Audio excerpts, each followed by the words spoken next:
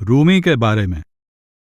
मैं वह जिस्म नहीं जो आशिकों को नजर आता है, वह अंदरूनी खुशी, वह सुरूर हूं मैं, मेरा नाम लेते या मेरे लफ्ज सुनते ही जो महसूस होता है।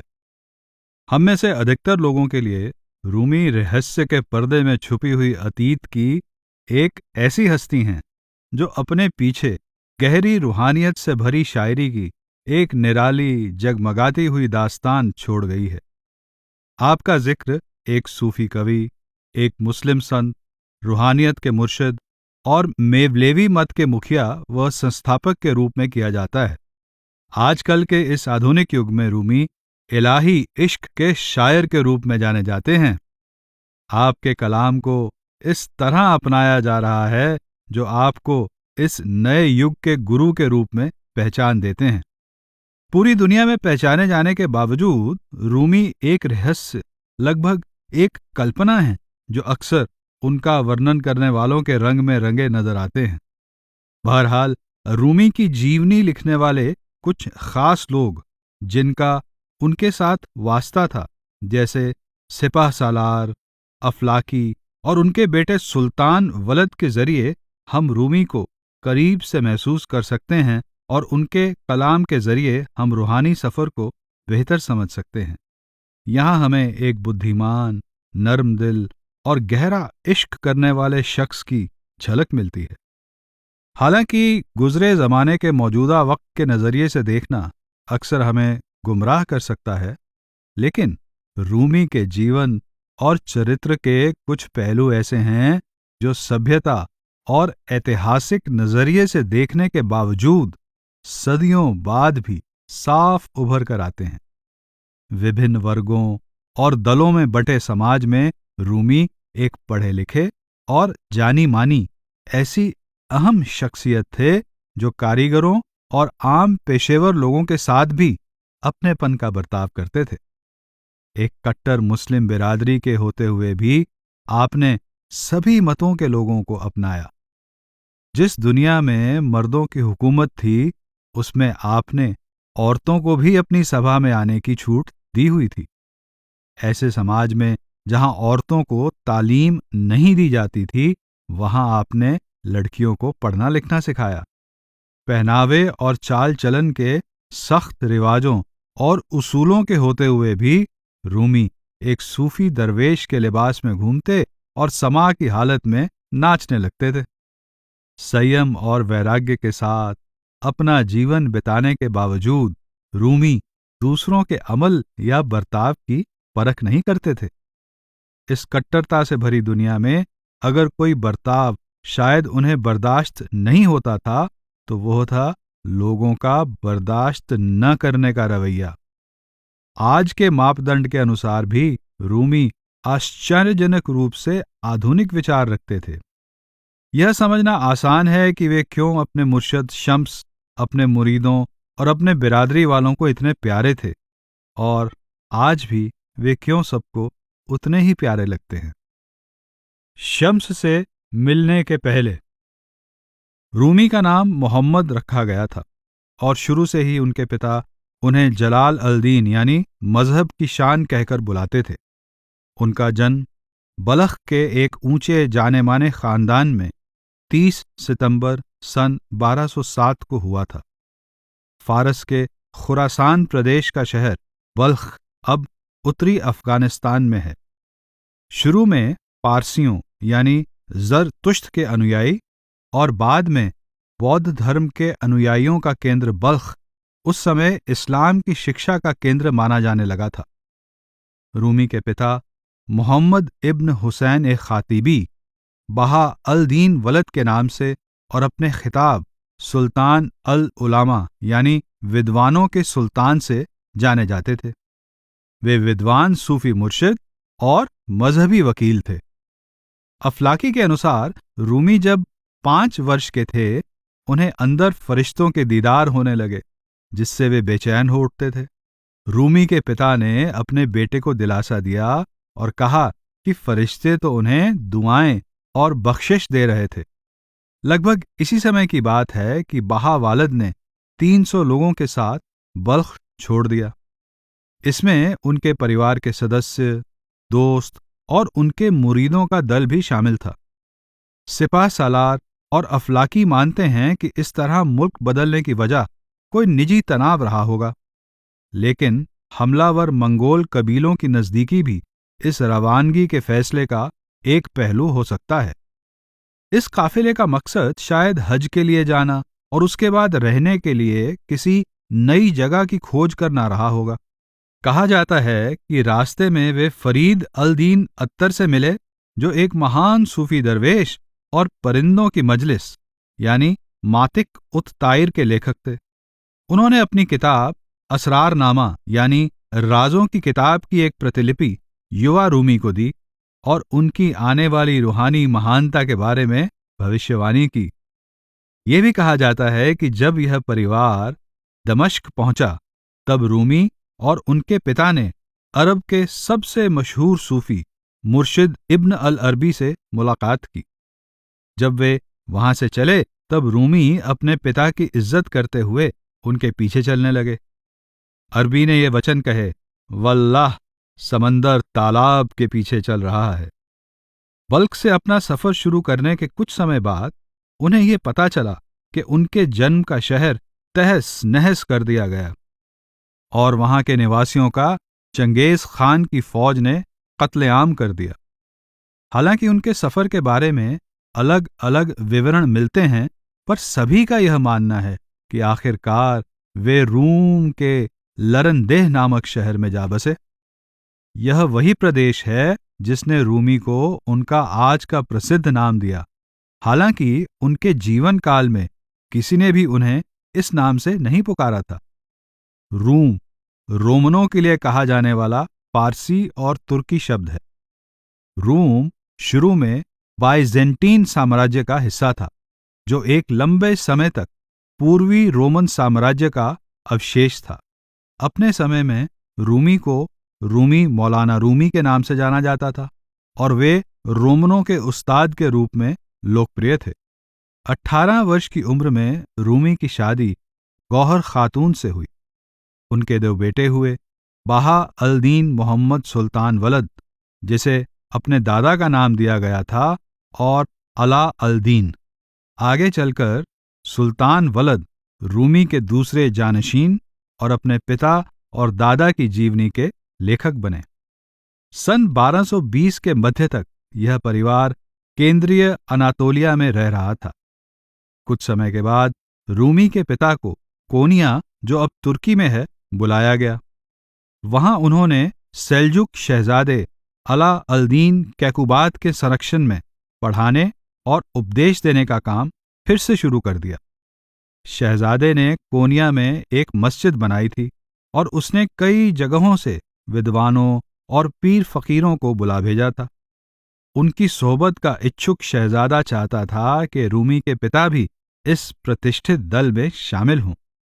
रूमी का परिवार उनके लिए बनाए गए मदरसे में रहने लगा, जो बाद में मदरसा खुदा वंदगार के नाम से जाना जाने लगा था, जो खुदा या मालिक के लिए कहा जाने वाला फारसी का एक आदर पूर्वक संबोधन है।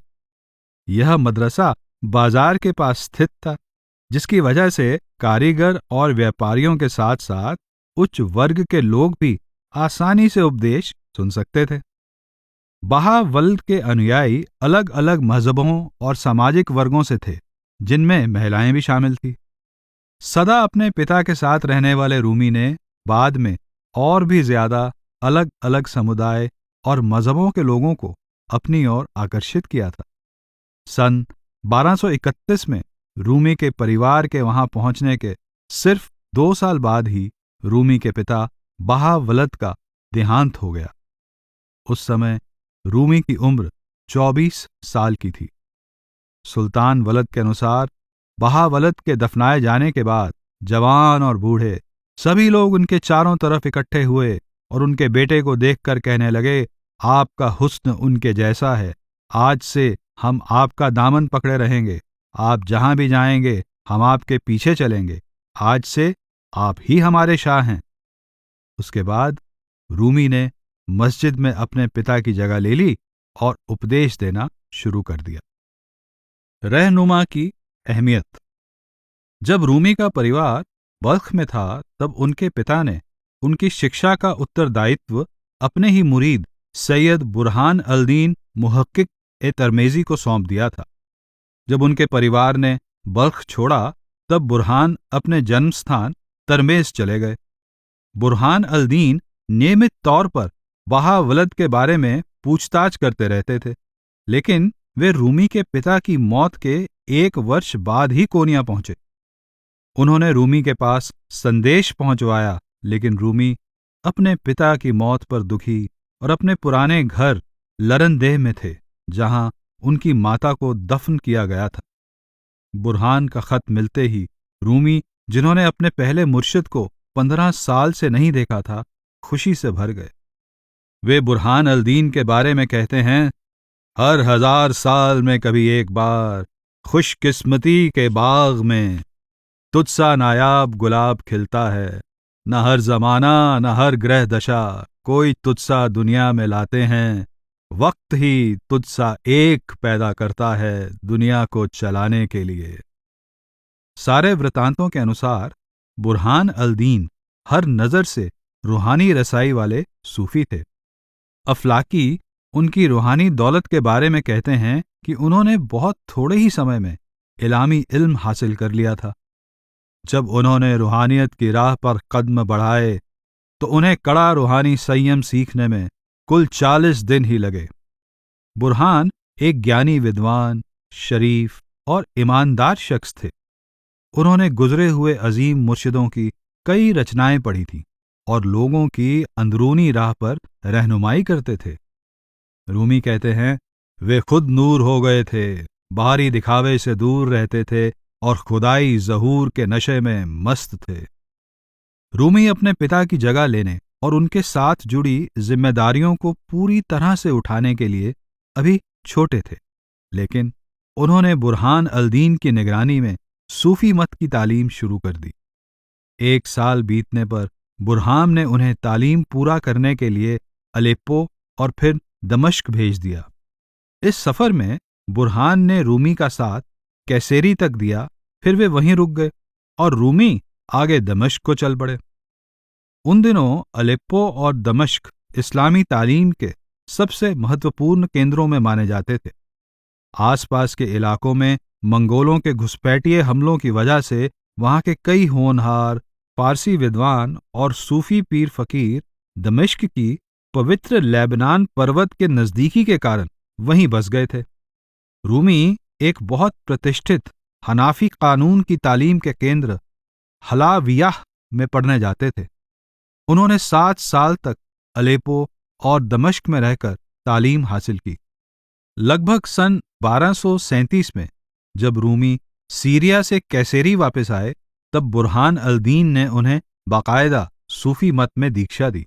सूफी मत की परंपरा के अनुसार बुरहान ने रूमी को संयम व इंद्रियों पर काबू पाने का अभ्यास करवाया, खासकर समय समय पर उपवास रखने का, जिसका रूमी ने पूरी जिंदगी पालन किया। उपवास रखने के लिए संयम और दुनियावी लज्जतों को त्यागने की जरूरत होती है, ताकि खुदा को पाने की चाह बढ़ जाए। मुसलमानों के रोजा रखने का महीना रमजान रूमी के लिए खुशी का वक्त बन गया था। मुबारक हो, रोजे रखने का महीना आ गया। ए रोजे में मेरा साथ देने वालों, तुम्हारा यह सफर खुशनुमा हो। मेरे दिलो जान में रोजा रखने की शिद्दत से सी तमन्ना, चांद का दीदार करने में छत पर चढ़ा। जैसे मेरी नजर ऊपर उठी, मेरी टोपी गिर गई। उस शाहे रोजा ने मेरा सर चकरा दिया। 9 साल तक उनके मुर्शिद के रूप में रहने के बाद बुरहान ने रूमी की रूहानियत की तालीम को पूरा मानकर अपने मुरीद रूमी को वापस कोनिया भेज दिया, ताकि वे मुखिया बनकर अपने समाज को राह दिखा सकें। बुरहान ने कहा, अब तुम्हारे पास तुम्हारे पिता के सब गुण हैं और तुम खुदा के इल्म और दुनिया के इल्म से वाकिफ हो। अफलाकी कहते हैं कि एक मौके पर बुरहान ने रूमी को ये नसीहतें दी। पहली, उतना ही खाओ जिससे तुम्हारी भूख शांत हो जाए। दूसरी, उतने ही कपड़ों की इच्छा रखो। जितने से तुम्हारा ठंड और गर्मी से बचाव हो जाए। तीसरी, जिंदगी में सिर्फ उतने ही मान आदर की चाह रखो जिससे दूसरे तुम्हारा मजाक न उड़ा सकें। कुछ ही समय के बाद बुरहान अल दीन की कैसेरी में मौत हो गई। लगभग उसी समय जब रूमी 35 साल के थे, उनकी पत्नी गौहर खातून भी अज्ञात कारणों से गुजर गईं। इस तरह थोड़े ही समय में रूमी ने अपने मुर्शिद और अपने बेटों की मां दोनों को ही खो दिया। उनका अपने अतीत से नाता टूटने लगा था। फिर रूमी ने केरा खातून नाम की एक विधवा से शादी कर ली। समय बीतने पर रूमी और केर्रा की 2 संतानें हुईं, एक बेटा मुजफ्फर अल दीन अमीर आलम और एक बेटी मलेकेह। सन 1237 के बाद अपने पिता की तरह रूमी ने भी इस्लामी कानून सिखाना और खुदा की तलाश करने वाले लोगों का मार्गदर्शन करना शुरू कर दिया। वे करीब 5 साल तक इस काम में लगे रहे। इस्लामी कानून में माहिर होने के कारण वे काफी मशहूर हुए और इस्लामी रूहानियत पर उपदेश देने वाले के रूप में भी बहुत लोकप्रिय हुए। उनके पिता की तरह उनके मुरीदों में भी औरतें और मर्द दोनों ही शामिल थे। अफलाकी का कहना है कि रूमी ने 4 अलग अलग मदरसों में उस्ताद के पद पर काम किया था। रूमी के उपदेशों में इतनी कशिश होती थी कि हर कार्य क्षेत्र के लोग उनके अनुयायी बन जाते थे, यहां तक कि वे भी जो उनकी बातों का शाब्दिक अर्थ भी नहीं समझ पाते थे। रूमी कहते हैं, एक दिन मैं ऐसी महफिल में बोल रहा था जिसमें गैर मुसलमान भी थे और मेरे प्रवचन के दौरान उनके आंसू बह रहे थे और वे मस्ती की हालत में पहुंच जाते थे। किसी ने पूछा, इन्हें क्या समझ में आता है, ये क्या जानते हैं? हजारों में एक मुसलमान भी इस तरह की बातों को नहीं समझ पाता। इन्होंने ऐसा क्या समझ लिया कि ये इस तरह आंसू बहाते हैं? इनके लिए लफ्जों को समझना जरूरी नहीं था। इन्हें तो जो समझ में आया वो इस प्रवचन का सार था, खुदा की वहदत। रूमी अपने समय और उपदेश देने में जितने उदार दिल थे, अपनी शोहरत और उससे जुड़े बंधनों से वे उतने ही बेचैन हो जाते थे।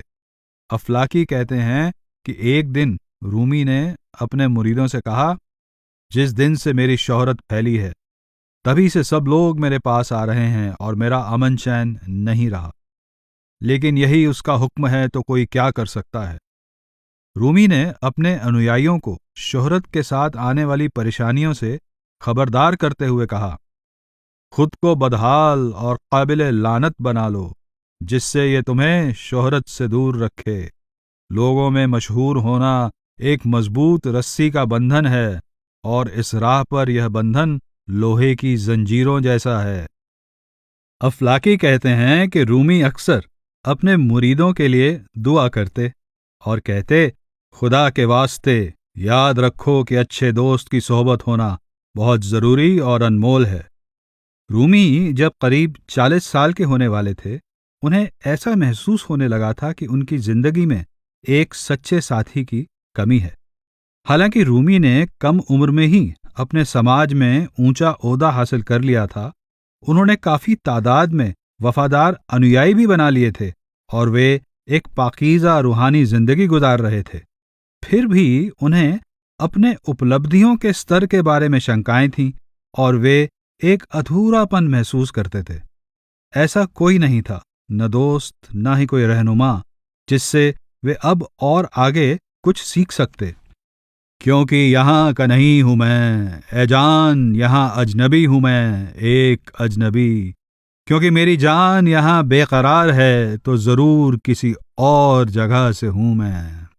सुल्तान वलद बताते हैं कि रूमी को इस बात की गहरी समझ थी कि उन्हें एक कामिल मुर्शिद की जरूरत है। वे कहते हैं कि रूमी एक ऊंची तालीम वाले मजहब के इज्जतदार विद्वान और साथ ही साथ सूफी मत के अनुयायी भी थे। अपने ऊंचे ओहदे और काबिल तारीफ हैसियत के बावजूद वे एक पूरे सच्चे संत और कामिल शेख की अनमोल संगति के इच्छुक थे। बाद में रूमी ने खुद ऐसे रहनुमा के लिए अपने दिल में जागी तड़प को दर्शाया है। मेरे कानों को तेरे पैगाम का इंतजार है, मेरी रूहो जान को तेरे एक सलाम की तलाश है। खूने तमन्ना उबल रहा है सीने में मेरे, तेरे छलकते जाम की खुशबू का इंतजार है।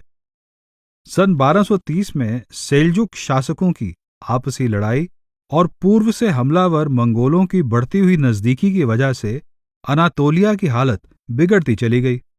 सन 1240 के शुरुआत में मंगोलों ने अनातोलिया में घुसपैठ करना शुरू कर दिया, या तो जंग में जीतकर और लूटपाट के जरिए, या फिर इसलिए क्योंकि शहर के शासकों ने मंगोलों के आगे हथियार डालना और उनकी गुलामी मंजूर करना मुनासिब समझा। कोनिया उन शहरों में से था जो उन्हें नजराना देते थे, और इस तरह वह मंगोलों का एक और इलाका बन गया। जैसे ही वहां का इलाका और अनातोलिया शहर हमलावरों के काबू में आ गया, रूमी की जिंदगी नाटकीय रूप से हमेशा के लिए बदल गई। शम्स से मुलाकात।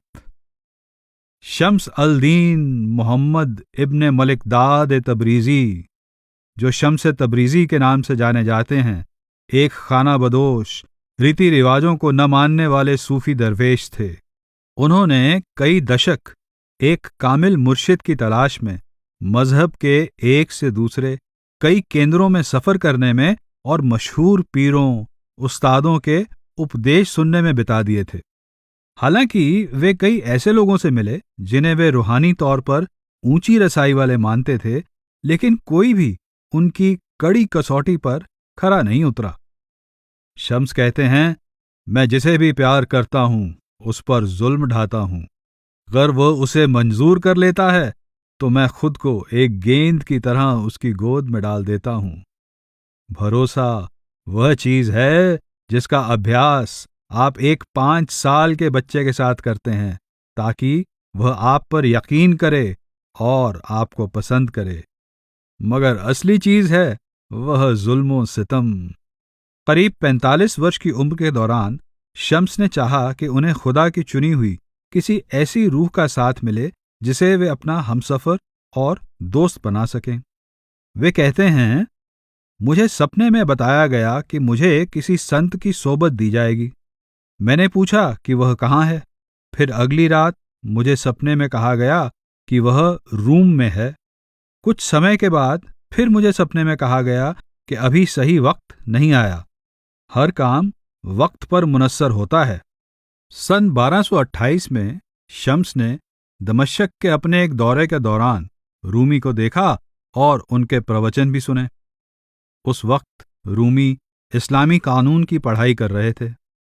उस नौजवान की ओर कशिश महसूस करने के बावजूद शम्स जानते थे कि रूमी अभी उनकी रूहानी रहनुमाई के लिए तैयार नहीं है। शम्स रूमी से कहते हैं, मैंने शुरू से ही तुम्हारे लिए गहरी कशिश महसूस की थी। हालांकि जब तुमने बोलना शुरू किया तो मैं समझ गया था कि अभी तुम में उन गहरे राजों को समझने की काबिलियत नहीं है। पर अगर मैं उस वक्त उन राजों के बारे में तुम्हें बताता तो तुम्हारे लिए उन्हें समझ पाना मुमकिन न होता और वह वक्त यूं ही बर्बाद होता। अफलाकी ने भी रूमी और शम्स की मुलाकात के बारे में कहा है, और इसका जिक्र कुछ पुराने दोस्त यानी रूमी के पुराने शागिर्दों ने भी किया था। वे शम्स को लोगों के बीच काले चोगे और काली टोपी वाला एक अजीब आदमी कहकर बुलाते हैं और बताते हैं कि मौलाना ने शम्स का हाथ थामकर फरमाया, ए दुनिया को पाक करने वाले, मुझे बचा। लेकिन शम्स भीड़ में गायब हो गए। वाकई में शम्स एक अलग से बेगाने शख्स थे, बिल्कुल अजनबी। रूमी पर पड़े शम्स के गहरे प्रभाव के बाद भी विद्वानों के पास शम्स की हस्ती का तब तक कोई सबूत न था जब तक 20वीं सदी के दौरान शम्स के उपदेशों और प्रवचनों का एक संकलन मकालाते शम्स तबरीजी तुर्की के एक पुस्तकालय के पुराने दस्तावेजों के साथ न मिला। इस संकलन के मिलने से पहले कुछ इतिहासकारों ने तो यहां तक मान लिया था कि शम्स रूमी की कल्पना मात्र हैं। अपनी मसनवी में रूमी कहते हैं, इस जहान में शम्स जैसा अजनबी और कोई नहीं। और शम्स अपने बारे में कहते हैं, अगर तुमने मुझे देख लिया फिर तुम अभी भी खुद को कैसे देख पाते हो? अगर खुशी तुम्हारी है तो तुम गम में कैसे डूब सकते हो? अगर तुम मेरे साथ हो तो फिर तुम अब भी अपने साथ कैसे हो? और अगर तुम मेरे यार हो तो फिर तुम्हारी अब तक खुद से यारी कैसे है? सन 1244 में नवंबर के एक साफ दिन यह अजनबी शम्स कोनिया पहुंचा, लेकिन उस वक्त के रिवाज के मुताबिक सूफियों की सराय में नहीं, बल्कि एक सौदागर के भेष में सौदागरों की सराय में ठहरा। उनकी पहली मुलाकात के 16 साल बाद मुरीद के रूप में रूमी तैयार थे और इसलिए शम्स मुर्शिद के रूप में हाजिर हुए। सुल्तान वलद के लिखे हुए वृतांत को छोड़कर इस खास मुलाकात के बारे में अनेक चमत्कारपूर्ण किस्से हैं जो इन दोनों की मौत के काफी सालों के बाद लिखे गए। हालांकि हम सिपह सालार के विवरण की सही तारीख नहीं जानते, अफलाकी का विवरण रूमी की मौत के 46 साल बाद लिखा गया था। इनमें से कुछ किस्से शम्स के खुद के विवरण से मेल नहीं खाते हैं। सिपह सालार और अफलाकी के विवरणों में भी काफी फर्क है। हालांकि कल्पनाओं से सजे हुए इन किस्सों पर भरोसा नहीं किया जा सकता, लेकिन ये विवरण शम्स और रूमी की बेमिसाल मुलाकात की चौंका देने वाली ऊर्जा को दर्शाते हैं। एक किस्सा ये है कि रूमी अकेले या फिर अपने शागिर्दों के साथ किताबों से घिरे हुए बैठे हैं। शम्स आते हैं और रूमी से पूछते हैं, ये कौन सी किताबें हैं? रूमी कहते हैं कि शम्स नहीं समझ पाएंगे। अब अलग अलग बयानों के मुताबिक या तो किताबों में आग लग जाती है या फिर वे पानी में फेंक दी जाती हैं। जब शम्स उन्हें आग या पानी में से सही सलामत बाहर निकाल लेते हैं तो रूमी उनसे पूछते हैं, ये कैसे हुआ? जवाब में शम्स कहते हैं कि रूमी नहीं समझ पाएंगे। अफलाकी एक और विवरण देते हैं। जब शम्स ने मौलाना को देखा, उन्होंने उनसे सवाल किया कि मोहम्मद यानी इस्लाम के पैगंबर का दर्जा ऊंचा है या कि बायजीद यानी एक मशहूर सूफी मुर्शिद का? मौलाना ने कहा, यह कैसा सवाल है? हजरत मोहम्मद तो आखिरी पैगंबर हैं, फिर इस सवाल का यहां क्या ताल्लुक? शम्स ने पूछा, फिर हजरत मोहम्मद ने खुदा से क्यों कहा, जितनी तेरी बड़ाई है उतना हम तुझे नहीं जान पाए? और बायजीद कहता है, मेरी बड़ाई हो, कितना ऊंचा है मेरा दर्जा। इस हैरान कर देने वाले सवाल को सुनकर मौलाना बेहोश हो गए। जब होश में आए, वे शम्स को अपने घर ले गए और उन दोनों के 40 दिनों के एकांतवास में खलल डालने की हिम्मत किसी की नहीं हुई। सिपह सालार सबसे अधिक विश्वसनीय किस्सा बयान करते हैं। शम्स एक सौदागर के भेष में कोनिया आए और चावल के सौदागरों के मोहल्ले में किराए पर एक कमरा लेकर रहने लगे। वहां उसके बाहर ही लोगों से मुलाकात और बातचीत करने के लिए अच्छे सजे हुए छोटे कमरे भी थे। एक सुबह रूमी वहां आए, शम्स को देख रुक गए और सामने वाले कमरे में जाकर बैठ गए। कुछ समय तक दोनों बिना हिले डुले बैठे रहे और चुपचाप गौर से एक दूसरे को देखते रहे। कोई यह नहीं जानता था कि शम्स कौन है या रूमी वहां क्यों बैठे हैं। फिर शम्स ने कहा, मौलाना, खुदा की मेहर आप पर बनी रहे। आप बायजीद के बारे में क्या कहते हैं? कहा जाता है कि उन्होंने कभी खरबूजा नहीं खाया, क्योंकि उनका कहना था कि उन्होंने कभी नहीं सुना कि पैगंबर ने खरबूजा खाया था। ऐसे शख्स के बारे में आपकी क्या राय है? वे बड़े सही तरीके और सावधानी से पैगंबर की ताबेदारी करते थे, फिर भी उन्होंने कहा, या खुदा, कितना ऊंचा है मेरा ओहदा, और दावा किया कि उनके लिबास में सिवा खुदा के और कोई नहीं है। इसके विपरीत ऐसी अजीम शान व ऊंचा ओहदा रखने वाले पैगंबर ने कहा, कभी कभी मेरे दिल में फिक्र होती है और मैं दिन में 70 बार खुदा से माफी मांगता हूं। रूमी ने जवाब दिया कि बायजीद पीरों वलियों के एक खास मुकाम पर पहुंचकर वहीं रुक गए थे, क्योंकि उस मुकाम की शान और वहां के जलाल ने उन्हें आगे देखने में रुकावट पैदा कर दी थी। फिर उन्होंने कहा कि पैगंबर की बात बहुत अलग थी, क्योंकि उन्होंने कभी भी पूर्णता की ओर बढ़ना बंद नहीं किया और निचले मुकामों से जरा भी देर लगाने के लिए वे खुदा से माफी मांगते रहे। तब शम्स और रूमी अपने अपने कमरों से निकले और एक दूसरे को गले लगा लिया। आपसी पहचान की बिजली सी कौंध ने दोनों के बीच एक गहरे इलाही इश्क के शोले को भड़का दिया और वह आग रूमी के अंदर जिंदगी भर जलती रही। रूमी ने जो शम्स के सवालों के जवाब दिए थे, वे इस बात का सबूत थे कि रूमी अब शम्स के उपदेशों के लिए पूरी तरह से तैयार थे। जैसा कि शम्स ने कहा, मौलाना अच्छी तरह से इस बात के मायने समझ गए थे, जान गए थे कि वह सवाल कहाँ से आया था और किस तरफ ले जा रहा था। उस बात ने उन्हें खुशी में मस्त कर दिया, क्योंकि उनका दिल इतना पाक और साफ था कि उनके चेहरे से उसका नूर झलक रहा था। मुझे मेरे सवाल की मिठास का एहसास उनकी खुशी में मस्त हालत देखकर हुआ। उसके पहले मैं उसकी मिठास से अनजान था। 62 साल के मुर्शिद को अपना मुरीद मिल गया, जो अभी 40 का भी नहीं था। रूमी को भी उसी पल एक गहरा खिंचाव महसूस हुआ। सुल्तान वलद, जो रूमी के बेटे और उनके दूसरे जानशीन थे, वे कहते हैं कि उनके पिता पूरी तरह से शम्सल दीन की नूरानी शख्सियत में समा गए थे। शम्स के कशिश भरे लफ्जों की गर्माहट में रूमी ने महसूस किया कि शम्स खुदा से एक रूप हो चुके हैं।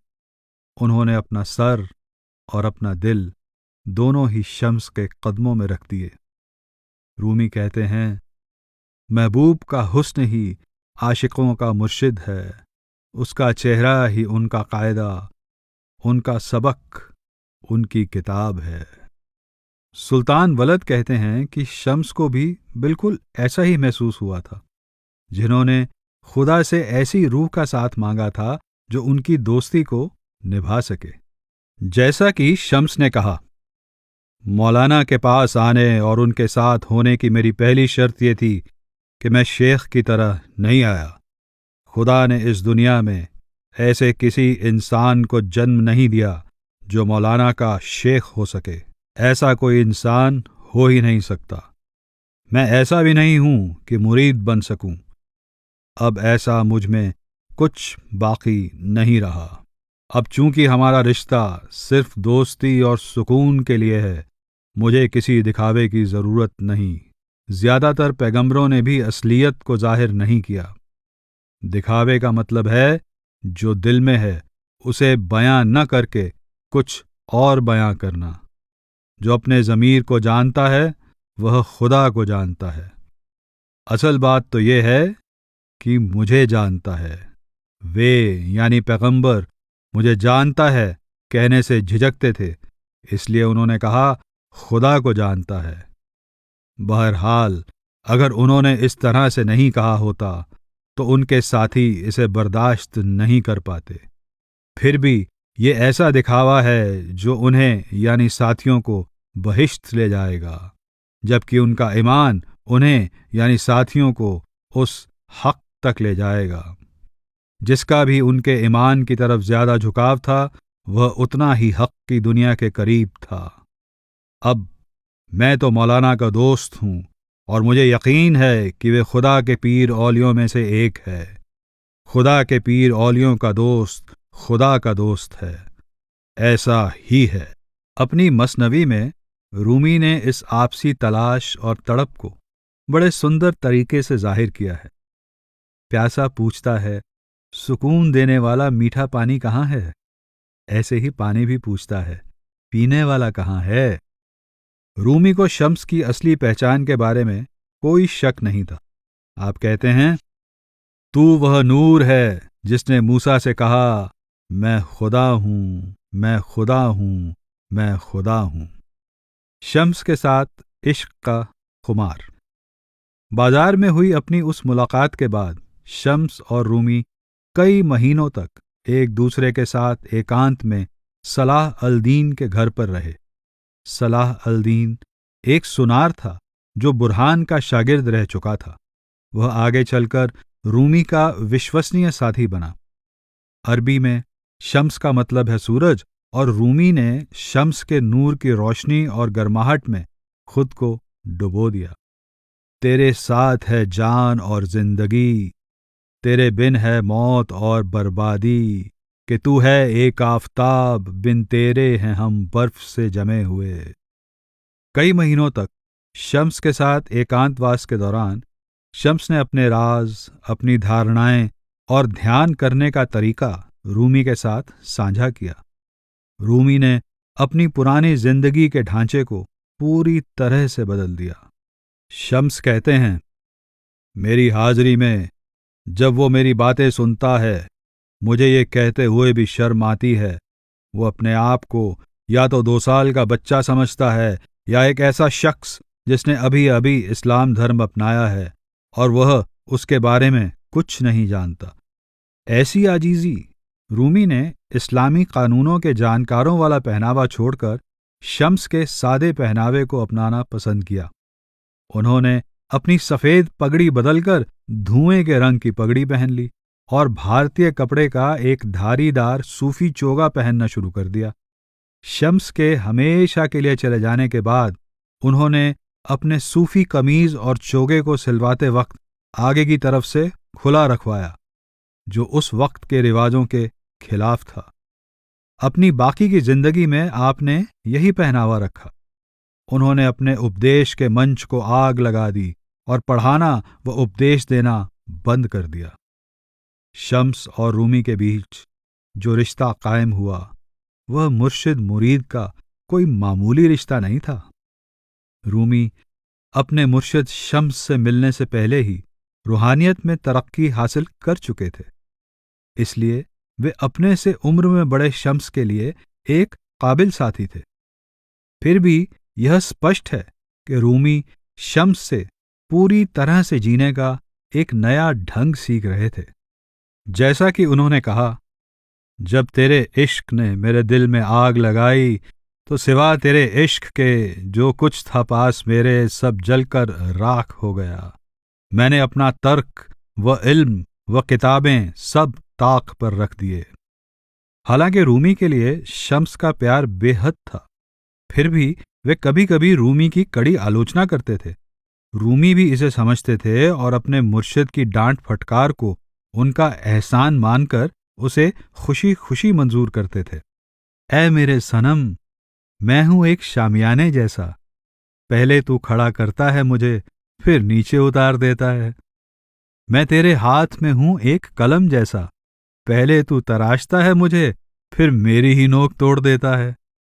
गर तू जहर भी डाले मेरे प्याले में, मैं उसे खुशी से पी लूंगा। तेरी शराब कच्ची हो या पक्की, गर मैं कबूल न करूं तो मैं कच्चा।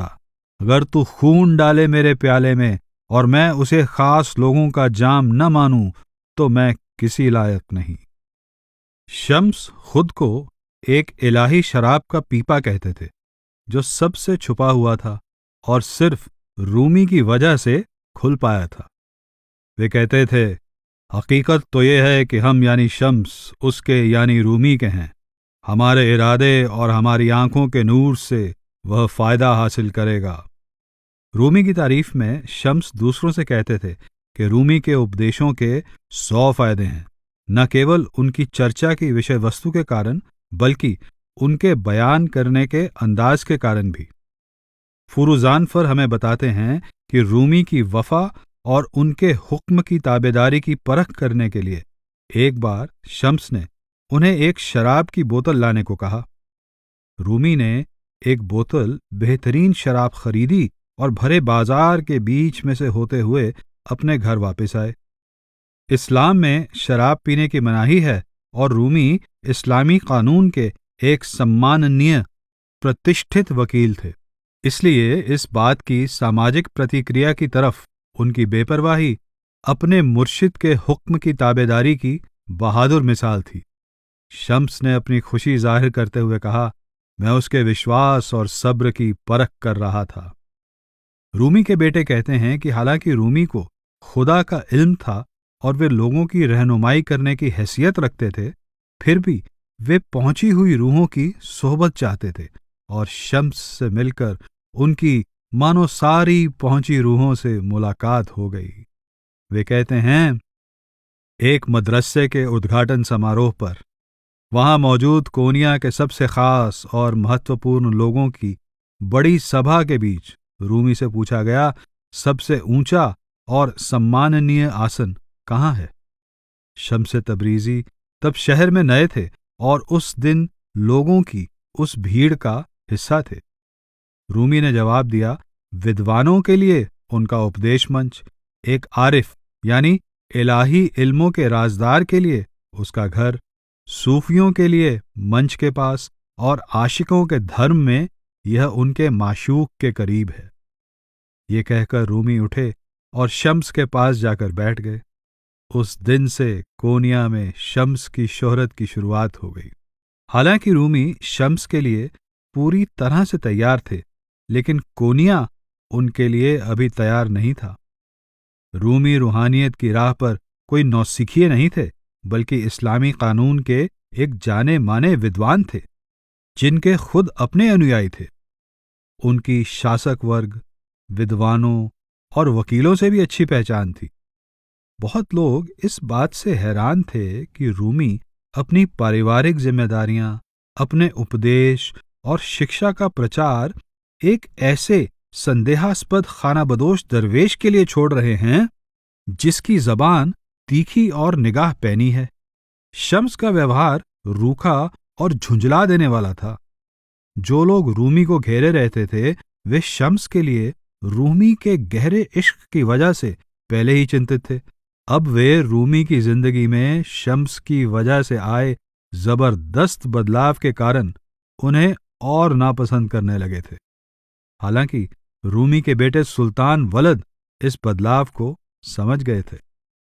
अचानक दीन का आफताब उसके पास आया। उसके नूर के जलाल में वह फना हो गया। इश्क की वादी से परे, बगैर साज या डफली से पैदा हुए उस तराने ने उसे महबूब का हाल खोलकर बता दिया। शुरुआत के कुछ महीनों में एक दूसरे के साथ तन्हा वक्त गुजारने के बाद शम्स रूमी के परिवार के सदस्य बन गए।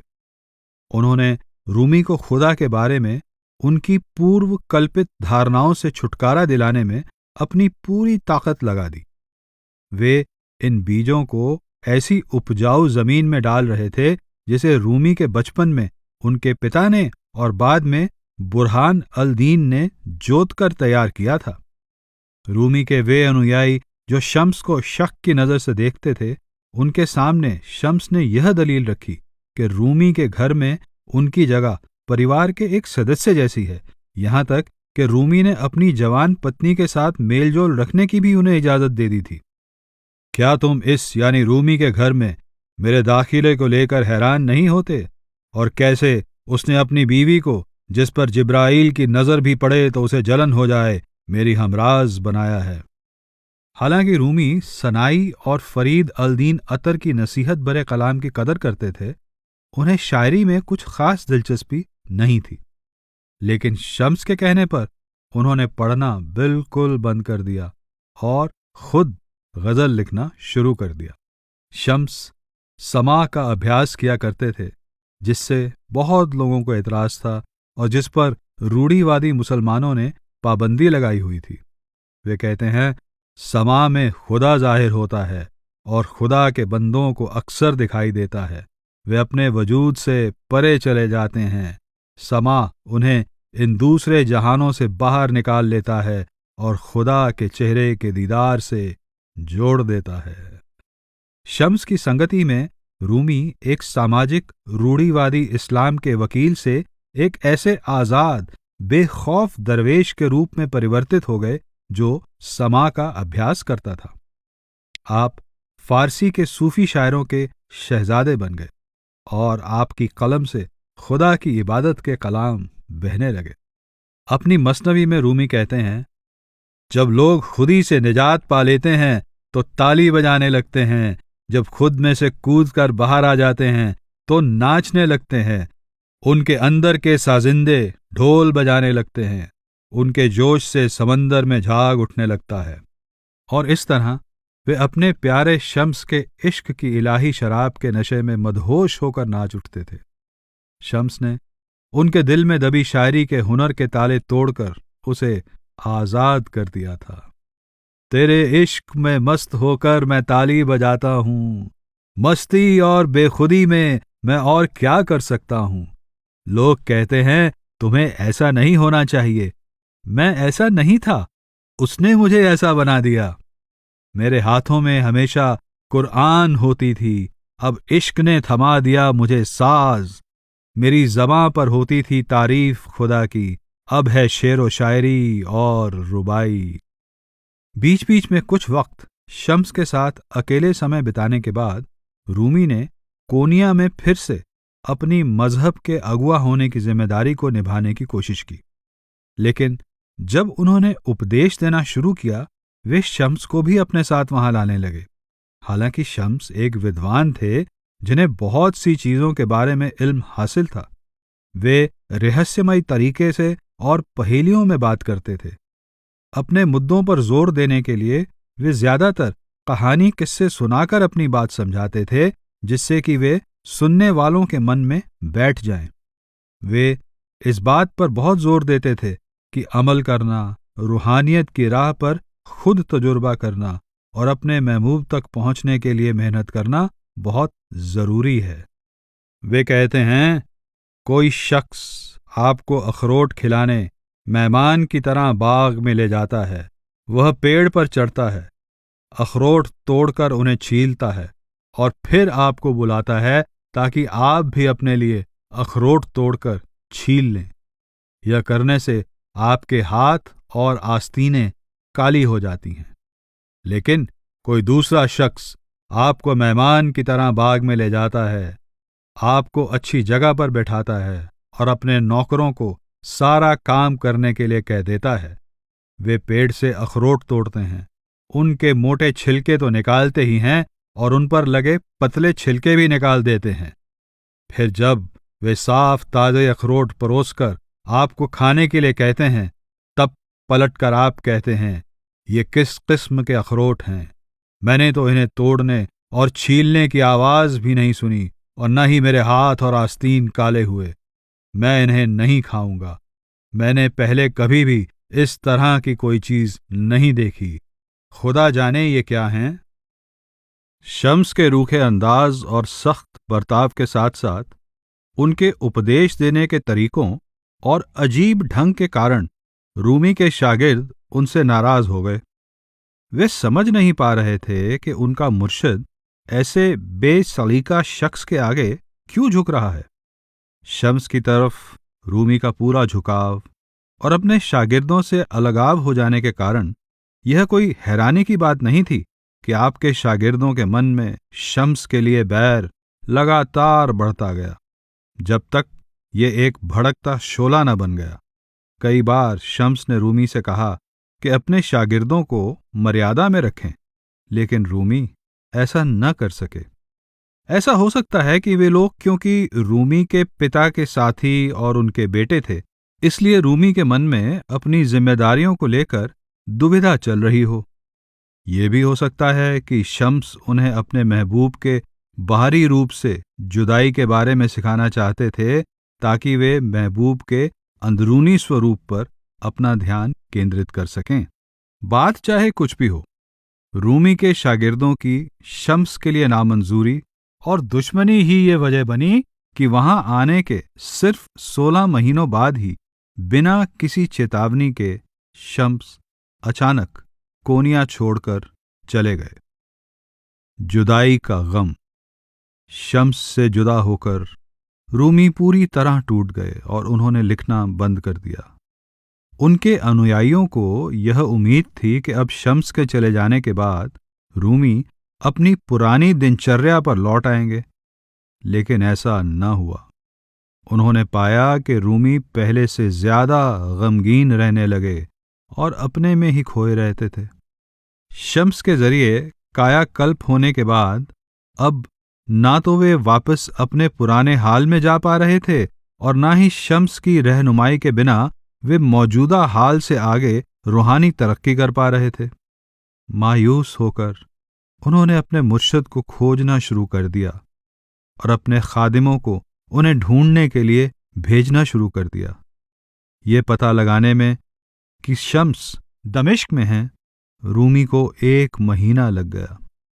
जब कई चिट्ठियां या तो पते पर पहुंची नहीं या फिर उनका कोई जवाब नहीं आया, तब रूमी ने शम्स से वापस आने की दरख्वास्त करने के लिए अपने बेटे सुल्तान वलद और अपने शागिर्दों के एक बड़े दल को अपने कलाम और कई तोहफों के साथ उनके पास भेजा।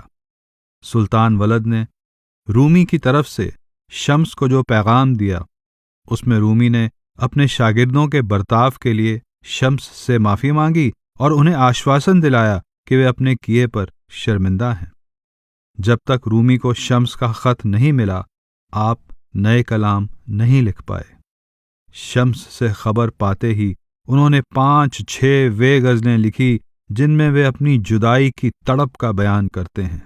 शम्स को लिखी हुई ये गज़लें रूमी के शुरू के कलाम में से हैं। ऐ मेरे दिल के नूर आ, सारी कोशिशों और ख्वाहिशों के मकसद अब आ, जानता है तू कि तेरे हाथ में है मेरी जान, अपने बंदे से ऐसी सख्ती न कर, अब आ भी जा। जिस लम्हा तू चला गया मेरी मिठास चली गई, मानो मैं मोम बन गया। शमा की तरह जलता हूँ मैं सारी रात, आग में पिघलता हूँ मैं, लेकिन शहद से हूँ महरूम। तेरे हुस्न की जुदाई में मेरा जिस्म वीरान और मेरी जान रात का उल्लू बनकर रह गई। शम्स वापस आने के लिए मान गए और कोनिया लौटने पर उनका धूमधाम से स्वागत हुआ। शम्स और रूमी का गहरा और खास आपसी रिश्ता फिर से कायम हो गया। शम्स से जुदाई की तड़प के एहसास का रूमी की रूहानी तरक्की पर किस तरह असर हुआ, ये बात अब वे समझने लगे थे। इश्क के दर्द में सोता और जागता हूँ मैं, तेरी तमन्ना की आग में मेरा दिल जल रहा है। गर तेरी जुदाई का मकसद था मुझे तहजीब सिखाना, तू तो जनाबे आली है और बगैर तेरे बद तहजीब हूँ मैं। गर हर रोज तुझसे मिलने की उम्मीद न होती, जिस पल से तू गया तेरी जुदाई से मेरी मौत होती। अपने गुनाहों गलतियों पर अफसोस करते हुए ऐ मेरे मालिक, तुझसे फरियाद करता हूँ मैं। तबरीज रोशन है मेरे मालिक दीन के आफताब से, जो मैंने किया उसकी वजह से मेरे खून के आंसू मेरा दम घोंटते हैं। शम्स रूमी के घर वापस लौट आए। कुछ समय के बाद ही उन्होंने कीमिया नाम की लड़की, जो उनसे उम्र में काफी छोटी थी और रूमी के घर में पलकर बड़ी हुई थी, उससे शादी कर ली। रूमी ये सोचकर बहुत खुश हुए कि यह अच्छा मौका है, इससे शम्स का उनके घरवालों के साथ रिश्ता और पक्का हो जाएगा। हालांकि इस रिश्ते के बारे में बहुत कम जानकारी हासिल है, लेकिन सिपह सालार और अफलाकी दोनों ने इस रिश्ते से रूमी के घर में पड़ी दरार के बारे में लिखा है। रूमी का दूसरा बेटा अला अल दीन इस रिश्ते से खास तौर पर नाराज था। वह या तो शम्स की अपने पिता से करीबी के कारण या फिर कीमिया से हुई शादी की वजह से शम्स से जलता था। रूमी के बेटे और उनके प्यारे शम्स के बीच तनाव कटार की धार सा पैना होता चला गया। फिर शादी के कुछ ही महीनों बाद एक दिन जब कीमिया घर की दूसरी औरतों के साथ बगीचे में घूम कर आई, तो अचानक बीमार हो गई और उसकी मौत हो गई।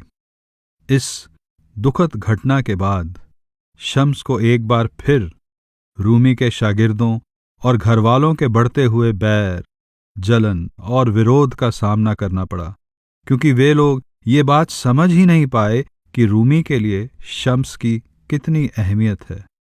शम्स जान गए थे कि अब कोनिया में उनका वक्त खत्म होने वाला है, इसलिए वे वहां से हमेशा के लिए चले जाने की बात करने लगे। यह जुदाई रूमी को रूहानियत में पकाकर पूरी तरह से तैयार कर देगी और उन्हें अपने महबूब को अंदर खोजने के लिए मजबूर कर देगी। रूमी ने अपने इस आखिरी पड़ाव का जिक्र इस तरह किया है: मेरी जिंदगी का जोड़ इन 3 लफ्जों से ज्यादा कुछ नहीं। मैं जल गया, मैं जल गया, मैं जल गया। एक सुबह जब रूमी शम्स के मकान पर गए तो उन्हें पता चला कि उनके प्यारे मुर्शिद व साथी चले गए हैं। रूमी फौरन अपने बेटे बहा अल-दीन के कमरे में गए और जोर से बोले, बहा अल-दीन, उठो। मुझे लगता है कि फिर से जिंदगी रूपी नाक उसकी रहमत की खुशबू से महरूम हो गई।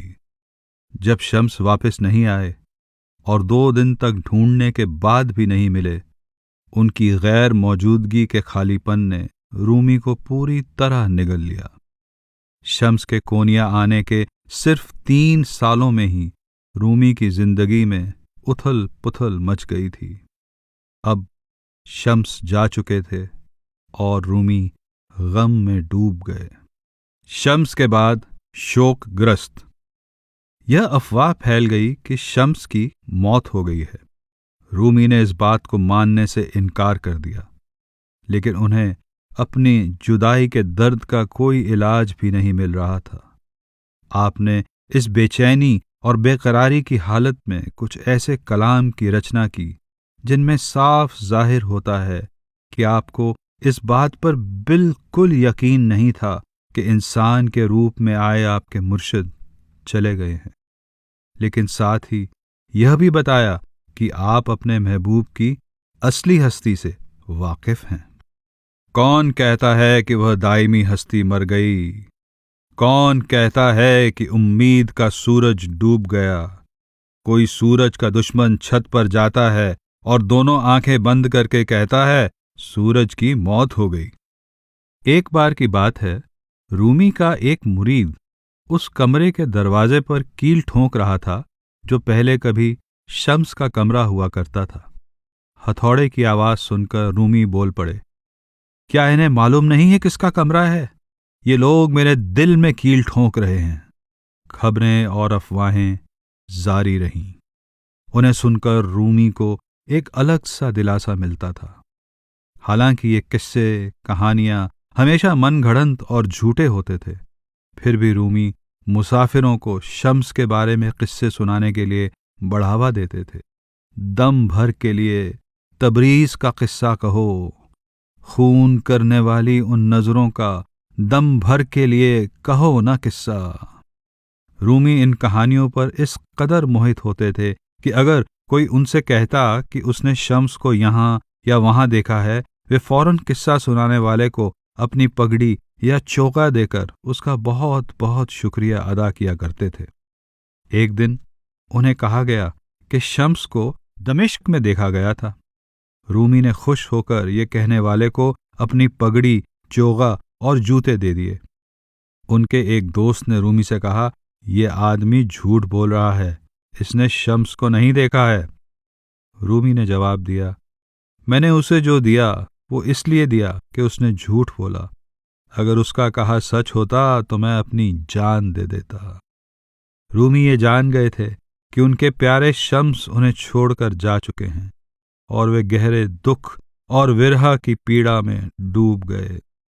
मैं वो काली रात हूं जो चांद से खफा है, मैं वो नंगा भिखारी हूं जो बादशाह से खफा है। उस लासानी की रहमत ने मुझे घर की तरफ बुलाया, मगर मैंने बहाना बना दिया, मैं उस राह से खफा हूं। इस बेचैनी और तड़प के बावजूद रूमी जान गए थे कि उनके प्यारे महबूब शम्स अब इस दुनिया में नहीं रहे। अपने अंदर महबूब की तलाश। शम्स की बहुत वक्त तक तलाश की नाकामयाब कोशिशों के बाद रूमी का दिल बेचैन हो उठा और वे लंबे समय तक समा की हालत में रहने लगे। दिन रात नाचते और गोल गोल घूमते रहते। और साथ ही अपनी इबादत को अपने उन कलाम में उंडेल देते जिन्हें आज हम दीवाने शम्स तबरीज़ी यानी तबरीज़ के शम्स के कलाम का संग्रह के नाम से जानते हैं। रूमी के बेटे सुल्तान वलद ने यह पूरा किस्सा एक लंबी गज़ल के रूप में हमारे लिए पेश किया है, जिसमें उन्होंने कहा है, अब कहो कि जुदाई की तड़प ने उस शाह के साथ क्या किया, दिन रात समा में नाचते और आसमां की तरह गोल घूमते, लेकिन थे वे यहाँ ज़मीं पर, उनकी आह वह पुकार पहुंची आसमां तक, सबने वह पुकार सुनी बूढ़ों से जवां तक, साजिंदों को वे दे देते थे चांदी सोना और जो कुछ भी उनके पास था। रूमी के ज़माने के लेखक मोहम्मद अली मुहाविद ने अपनी फ़ारसी की किताब में रूमी की रूहानी तरक्की और शम्स के साथ उनके रिश्ते के बारे में लिखा है। इसमें उन्होंने शम्स के नज़रिए के मुताबिक उनके मुरीद की रूहानी तब्दीली की 3 मंजिलों का जिक्र किया है, जिनसे गुज़रकर आखिरकार रूमी को इलाही इल्म हासिल हुआ। शुरू में रूमी ना तजुर्बेकार व कच्चे थे, खुदी से खाली नहीं बल्कि उसमें फंसे हुए थे और उन्हें अपने दुनियावी इल्म की पकड़ पर नाज था। दूसरे में आपकी वह हालत हुई कि आपकी शख्सियत पूरी तरह से शम्स में डूब गई, उन्हें शम्स के अलावा और किसी का ध्यान नहीं था। आखिर में रूमी एक कामिल इंसान बन गए, एक ऐसे दरवेश जिन्हें हर वक्त खुदा के हाजिर नाजिर होने का एहसास था, हालांकि वह पूरे तौर पर जाहिर नहीं हुआ था। ऐसे मौके पर शम्स कोनिया छोड़कर चले गए और उनकी जुदाई ने रूमी की रूहानी तरक्की की आखिरी मंजिल को जल्दी हासिल करने में मदद की। रूमी को खुदा से विसाल की असीम खुशी जिंदगी के सबसे दुखद अनुभव के तुरंत बाद ही मिली। शम्स के गायब होने के 40 दिन बाद रूमी ने अपने सारे मुरीदों की जिम्मेदारी शेख सलाह अल दीन को सौंप दी और दमिश्क के लिए रवाना हो गए। ये उनकी जिंदगी का आखिरी सफर था। रूमी लोगों की उम्मीद से ज्यादा दिनों तक वहां रहे। अफलाकी बताते हैं कि रूमी के मुरीद उनकी कोनिया में गैर मौजूदगी से बहुत मायूस थे। वहां के सुल्तान ने हुक्म दिया कि एक खत लिखा जाए और रूम के सब जाने माने और इज्जतदार लोग उस पर दस्तखत करें। अपने पिता के दफन होने वाली जगह पर लौट आने के बुलावे के साथ रूमी को यह खत भी भेजा गया। इस भाव से रहमदिल रूमी पिघल गए और रूहानी सफर पर लोगों की रहनुमाई करने के लिए कोनिया वापस आ गए। रूमी के बेटे सुल्तान वलद कहते हैं, उन्होंने कहा, हालांकि जिस्मानी तौर पर मैं उससे दूर हूं, जिस्मो जान के बिना हम दोनों एक ही नूर हैं। चाहे तुम मुझे देखो या उसे, ए तलाश करने वालों, मैं वह हूं और वह मैं। उन्होंने कहा, गर मैं वह हूं तो मैं किसे तलाश कर रहा हूं, मैं आईने में उसका अक्स हूं। अब मैं बोलूंगा। बाद में रूमी ने शम्स की स्तुति में एक लंबी गजल कही। शम्स की मौत पर गजल 2893, जो इस किताब के अनुवाद में शामिल की गई है। रूमी ने शम्स के साथ अपने इलाही रिश्ते का खुलासा फिह-ए-माहिफ के जिन लफ्ज़ों में किया है, वे उनमें आए बदलाव को जाहिर करते हैं। उस जलती हुई शमा ने बुझी हुई शमा का चुंबन लिया और चली गई। उसने अपना मकसद पूरा कर लिया। आखिर में रूमी कहते हैं, मैं दुनिया में क्यों तलाश करता फिरूं जब मेरा महबूब मेरे अंदर है। सिपा सालार रूमी की अंदरूनी महबूब के लिए लगन की ये कहानी सुनाते हैं। एक बार सर्दियों की एक रात में अपने मदरसे में इबादत करते समय रूमी सिजदे में लेट गए और उन्होंने इतने ज्यादा आंसू बहाए कि उनकी दाढ़ी और चेहरा बर्फ में जमकर जमीन पर चिपक गए। सुबह होने पर उनके साथियों को उनके चेहरे पर जमी हुई बर्फ को पिघलाने के लिए गर्म पानी डालना पड़ा। ऐसी उनकी बाहरी इबादत थी। उनकी अंदरूनी इबादत का हाल कौन जान सकता था। रूमी का जोशीला समा, अक्सर उपवास रखना, बगैर सोए गुजारी रातें और कभी खत्म न होने वाली इबादत का मकसद अपने आप को पाक साफ बनाना था, ताकि आपकी रूह का अपने महबूब से हमेशा के लिए विसाल हो जाए। इसके नतीजे के रूप में उन्हें परम इलाही सच हासिल हुआ, साथ ही अपने अंदर महबूब की निरंतर मौजूदगी का एहसास हुआ, जो रूहानी उपदेशों का असली मकसद है। अफलाकी बताते हैं कि किस तरह से रूमी कहते हैं कि वे खुद ही महबूब का रूप हो गए हैं। चूंकि पुराने जमाने में पीर फकीरों पर कानून तोड़ने का इल्जाम लगाया जाता था और उसके कारण धर्म के ठेकेदारों द्वारा उन्हें बंदी बना लिया जाता या कभी मार भी दिया जाता था। रूमी के बेटे बहा ने बताया कि एक मौके पर वे खुदा का शुक्रिया अदा कर रहे थे कि उनके पिता अभी भी अपने परिवार के साथ सही सलामत हैं। रूमी ने मुस्कुराकर अपने ओहदे की तरफ इशारा करते हुए कहा, बहा अल-दीन माशूक का दर्जा आशिक के दर्जे से अलग है। माशूक वह हुक्मरान है जिसके हुक्म का पालन हर वक्त होता है, लेकिन आशिक वह है जो हर वक्त मुसीबतें सहन करता है। इसी तरह आगे दिए गए कलाम में रूमी अपने महबूब से विसाल हासिल करने का जिक्र करते हैं। तुम जो कुछ दुनिया में तलाशते हो वो तुमसे बाहर नहीं है। जो तुम चाहते हो उसकी तलाश अपने अंदर करो कि वह तुम ही हो। मेरे चोगे में खुदा के सिवा और कोई नहीं है। तुम कब तक उसे जमीन और आसमां में ढूंढते रहोगे। रूमी एक सामाजिक व्यक्तित्व शम्स के बाद। हालांकि रूमी का शम्स के साथ बिताया गया वक्त रूमी की जिंदगी का एक छोटा सा हिस्सा ही था, लेकिन उसने उन्हें पूरी तरह से बदल दिया था।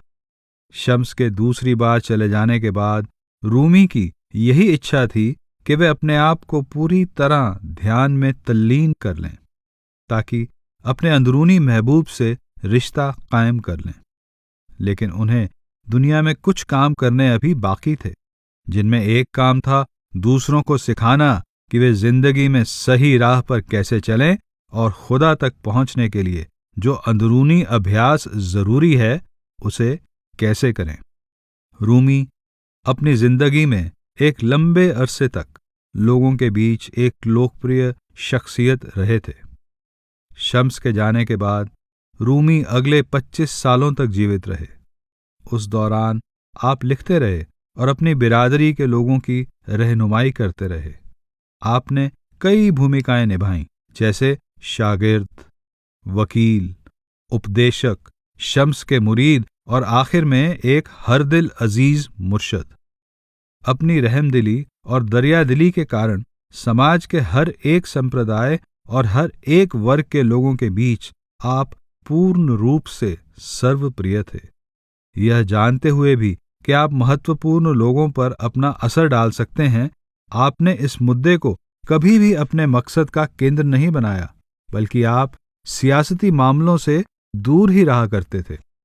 आपका सुल्तान अज़ अल-दीन कैकौस से करीबी रिश्ता था, जो शायद तब हुकूमत में आए थे जब शम्स अभी कोनिया में ही थे। तब शायद उसकी हुकूमत थी। सुल्तान ने सन 1260 तक शासन किया और शायद वह खुद को रूमी का शागिर्द मानता था। रूमी निश्चित रूप से उसे खत लिखते रहे और याद दिलाते रहे कि इस दुनिया पर भरोसा नहीं किया जा सकता। उन्होंने सुल्तान को यह भी समझाया कि दुनियावी हुकूमत खो देने का यह मतलब नहीं कि खुदा ने उसकी देखभाल करना बंद कर दिया है। रूमी और भी कई ऊंचे ओहदे वालों को खत लिखा करते थे। लगता तो यह है कि ज्यादातर उन्हें रूहानियत पर सलाह मशवरा दिया करते थे, मगर कभी कभी अपने बड़े परिवार में से किसी के लिए मदद मांगने के लिए भी लिखा करते थे। अफलाकी भी हमें बताते हैं कि एक ताकतवर सियासती मोइन अल-दीन सुलेमान परवानेह ने, जो रूमी का सच्चा शागिर्द था, एक बड़ी दावत का इंतजाम किया जिसमें समा भी शामिल था।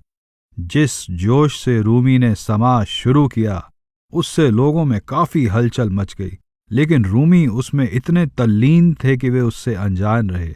वहां मौजूद लोगों में से एक जाने माने शख्स ने परवानेह से बातचीत करते हुए हैरान होकर कहा कि रूमी के अनुयायियों में अधिकतर लोग कारीगर वर्ग से हैं, न कि ऊंचे और पढ़े लिखे दर्जे के हैं। उसने कुछ हकारत के भाव से कहा कि दर्जी, बढ़ई या पंसारी रूमी सबको अपना लेते हैं। समा में डूबे होने के बावजूद रूमी अचानक इतनी जोर से बोले कि सभी हैरान रह गए। ए नादान शख्स, क्या मंसूर एक रुई धुनने वाले शेख अबू बकर एक जुलाहे और वे दूसरे एक शीशागर नहीं थे? उनके पेशे से उनकी समझ को क्या नुकसान पहुंचा? परवानेह और वह शख्स दोनों माफी मांगते रह गए। शासकों के साथ उनका आपसी व्यवहार जितना अहम था, रूमी के लिए गरीबों, कारीगरों और दूसरे धर्मों के लोगों के साथ भी उनका रिश्ता उतना ही अहम था। आप सभी से एक जैसा पेश आते थे। रूमी न केवल विद्वानों, आलिम फाजिलों, शासकों से बल्कि आम मुसलमानों के साथ भी रिश्ता बनाए रखते थे। उस जमाने में शहरों में रहने वाले अपनी बिरादरी के लोगों के साथ गुट बनाया करते थे। जैसे यहूदी, पारसी, ईसाई और मुसलमान ज्यादा करके अलग अलग रहते थे, लेकिन रूमी उन सब के साथ मेल जोल रखते थे। शक्तिशाली सत्ताधारियों या कमजोर और निचले वर्ग के लोगों, यहां तक कि बच्चों से भी रूमी नम्रता और खुश मिजाजी से पेश आते थे। सारे महान सूफियों की तरह रूमी भी दुनियावी ओहदे, मजहब, मर्द औरत के फर्क या जाति और खानदान को नजरअंदाज करते थे। उन्हें सिर्फ ऐसे अनुयायियों में दिलचस्पी थी जिन्हें खुदा की तलाश थी। एक बार एक शासक ने रूमी के शागिर्दों और उनके चाल चलन की आलोचना की। रूमी ने उसे बताया कि आपका तो काम ही इंसानों को सुधार कर उन्हें बेहतर बनाना है। आपने कहा कि अगर लोग अच्छे चाल चलन वाले होते तो उल्टा रूमी खुद उनके अनुयायी बन जाते, न कि वे आपके। इसी सिलसिले को कायम रखते हुए रूमी उस मुरीद में ज्यादा दिलचस्पी दिखाते जिसे खुदा की सच्ची तलाश होती। इसके लिए और दूसरी कोई शर्तें नहीं थी। इसी मकसद से रूमी अपने अनुयायियों में शामिल औरतों को बाकायदा वक्त और ध्यान देते रहे। उन्हें इस बात की बिल्कुल परवाह नहीं थी कि इस तरह का बर्ताव उस वक्त के सामाजिक रिवाजों या कायदों के खिलाफ था। अफलाकी इससे संबंधित एक किस्सा बताते हैं। हर शुक्रवार कोनिया के इज्जतदार लोगों की बीवियां सुल्तान के खास सचिव के घर पर इकट्ठी होती थीं। वे उसकी बीवी से मिन्नतें करती कि वह मौलाना रूमी को अपने घर आने का न्योता दे, क्योंकि रूमी उस पर बहुत मेहरबान थे और उसकी तरफ खास ध्यान भी देते थे। रूमी उसे खातूनों की शेख कहते थे। सब बीवियां बड़ी लगन और आतुरता से रूमी के इंतजार में रहती। इस बीच उनके शौहर सुल्तान के खास सचिव के साथ घर के बाहर इकट्ठे होकर आपस में बातचीत करते और वहां पहरा देते ताकि आम लोगों को उनकी बीवियों के राज का पता न चले। जब दोपहर की नमाज खत्म हो जाती तब रूमी उनके पास अकेले बिना बताए चले जाते। बीवियां उनके गिर्द घेरा बनाकर बैठ जातीं। रूमी उन्हें अंदरूनी राजों के बारे में समझाते और वे उन पर गुलाब और गुलाब की पंखुड़ियों की बौछार करती। आखिर में जनाना संगीतकार बांसुरी और झांझर बजाना शुरू करतीं और रूमी समा शुरू कर देते।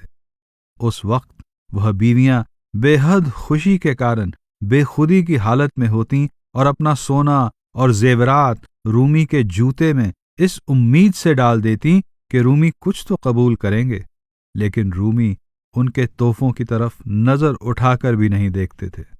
रूमी उनके साथ सुबह तक रहते और सुबह की नमाज अदा करने के बाद वहां से चले जाते थे।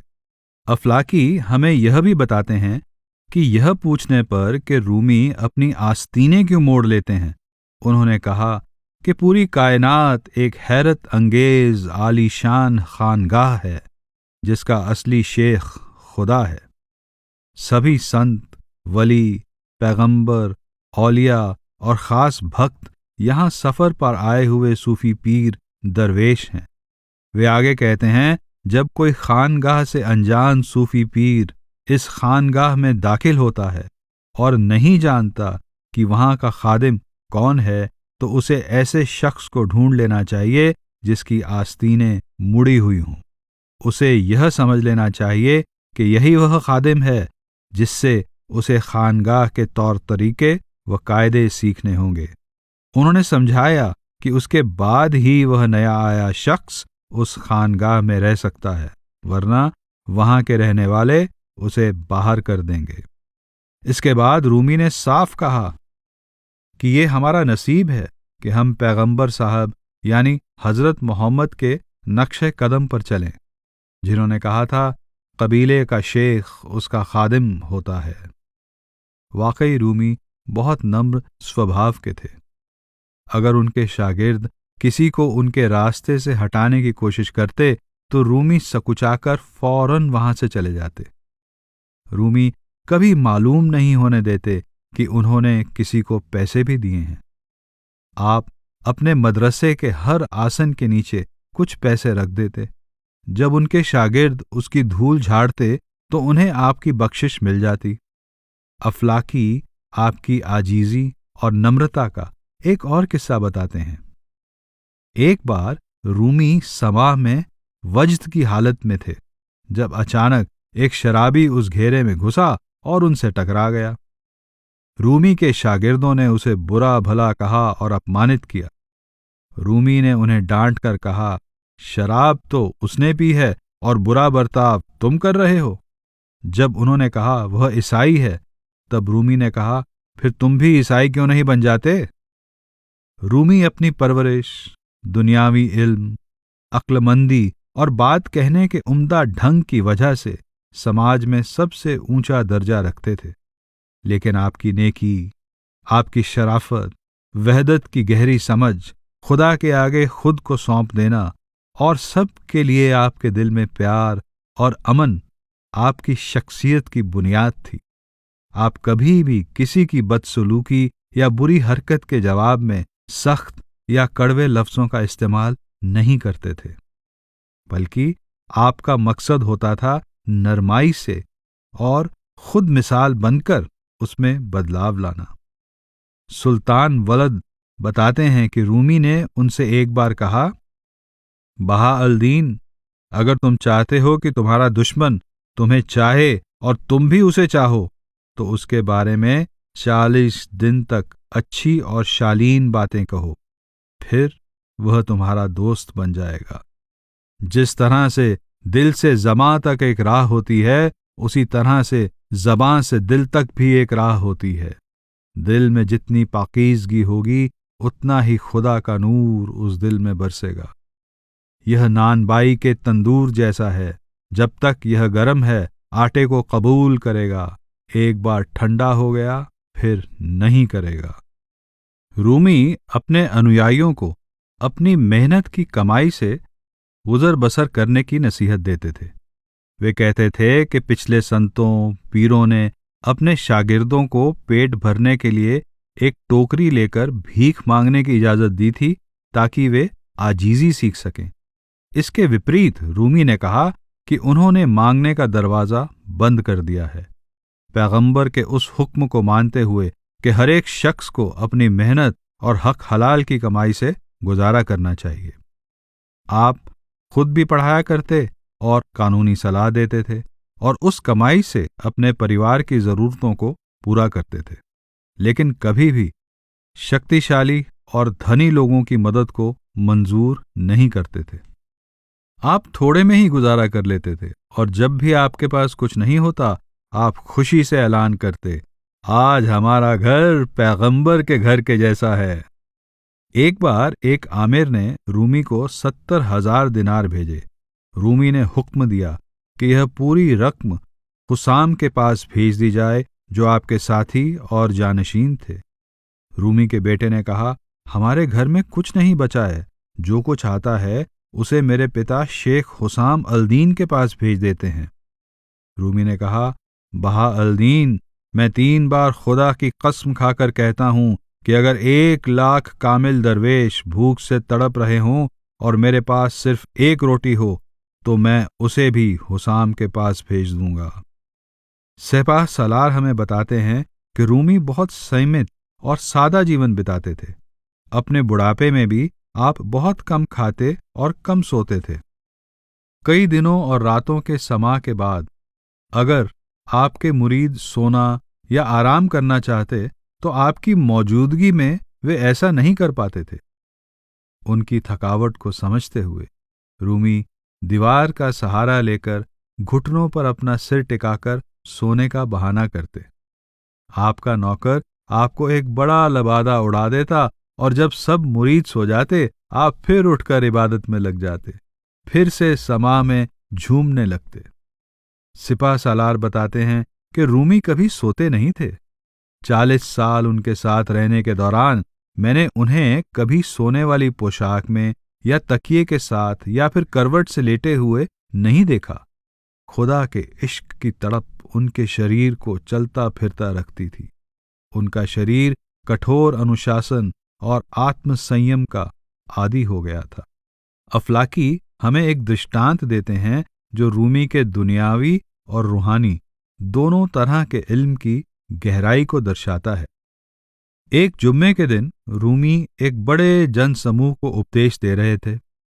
कुरान की सूरतों पर वे जो प्रवचन दे रहे थे, बड़ी कुशलता से अनोखी मिसालें देकर उसकी पुष्टि कर रहे थे, जिसकी वहां इकट्ठे हुए लोग ऊंची आवाज में सराहना कर रहे थे।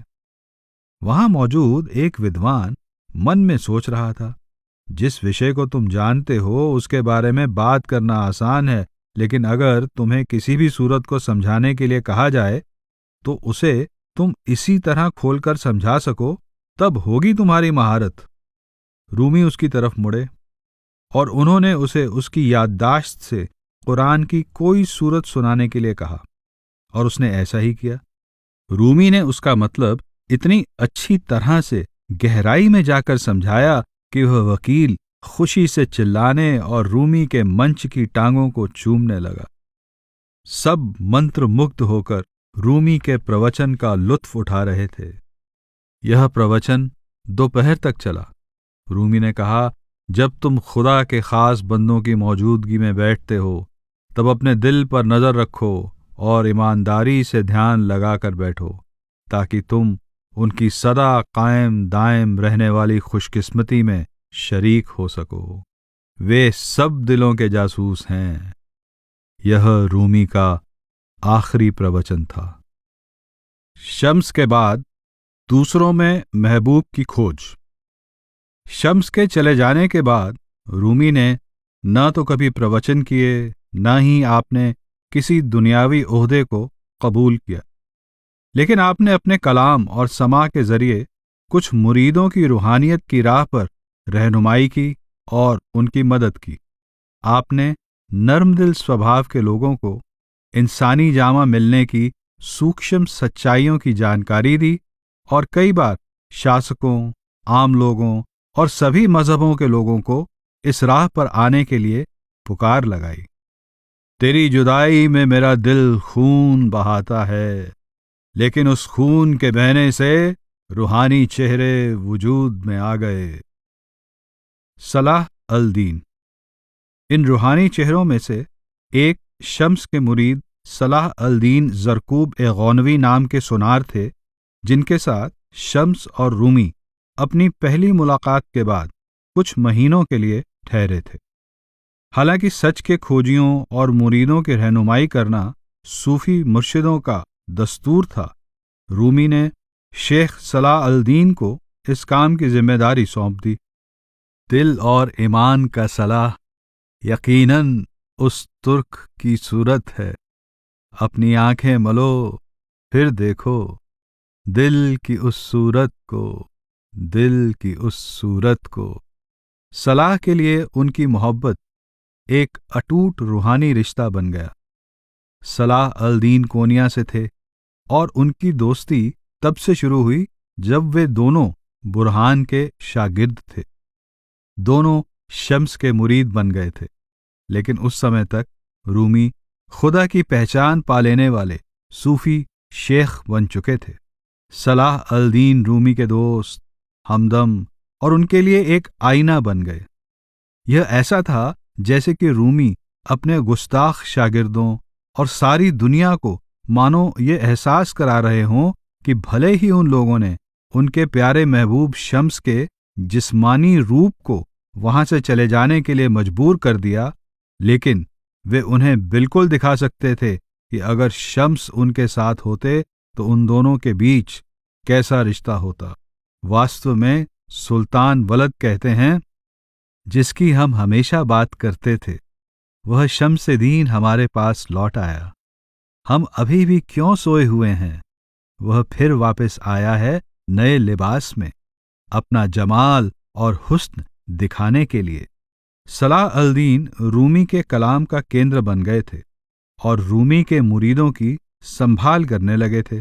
रूमी की जगह वे जनता के उपदेशक और उस्ताद भी बन गए। फ्रैंकलिन लुइस का अंदाजा है कि सलाह अल दीन शायद उन मजदूरों और कारीगरों के लिए एक जरिया भी बन गए थे जो रूहानी जिंदगी की तरफ खिंचाव महसूस करते थे। सलाह एक सरल अनपढ़ इंसान थे जो कुछ लफ्जों को सही तरीके से बोल भी नहीं पाते थे, इसलिए कुछ लोग उन्हें जाहिल और आम आदमी समझते थे।